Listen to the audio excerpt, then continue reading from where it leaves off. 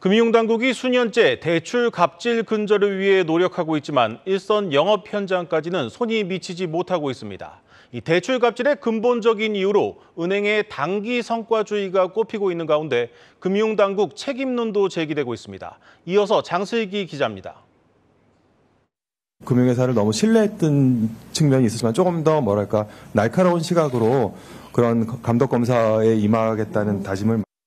수년째 잇따르고 있는 금융사의 우월적 지위를 남용한 갑질 사례, 금융감독원 무용론이 나오는 이유입니다. 이번 우리은행의 사례만 보더라도 대출 고객에 대한 끼워 팔기는 이미 오래전부터 금융당국이 근절 대상으로 강조해왔던 악습입니다.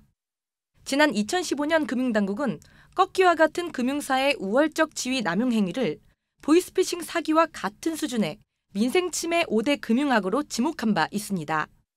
심지어 당시 금융위원장은 현재 우리금융지주 수장인 임종용 회장입니다. 당시 당국은 꺾기 가능성이 높은 고객군을 대상으로 한 금융상품 수신 실적은 영업점 성과평가 대상에서 제외하는 방안을 추진하고 4대 금융지주사 중심으로 편법적 꺾기 행위 테마 점검을 실시해 재발 방지를 위한 내부 통제 시스템 강화도 주문한 바 있습니다. 하지만 지난 2020년부터 올 상반기까지 우리은행의 꺾기 의심 거래액은 가파른 증가세를 나타내고 있습니다. 이 같은 무리한 영업의 원인으로는 지나친 단기 성과주의가 꼽힙니다.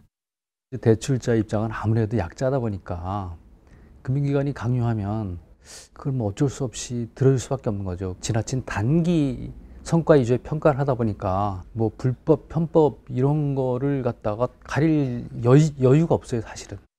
특히 대표적 관피아로 꼽히는 임종용 우리금융지주 회장의 경우 영업 현장을 제대로 알지 못하는 관 출신 낙하산이라는 한계를 보완하기 위해 영업통인 조병규 행장을 내세우기까지 했지만 오히려 이런 인사 방식이 독이 돼 단기 성과를 위한 급급함이 영업 현장은 물론 금융소비자 피해로까지 고스란히 전가되고 있다는 지적입니다.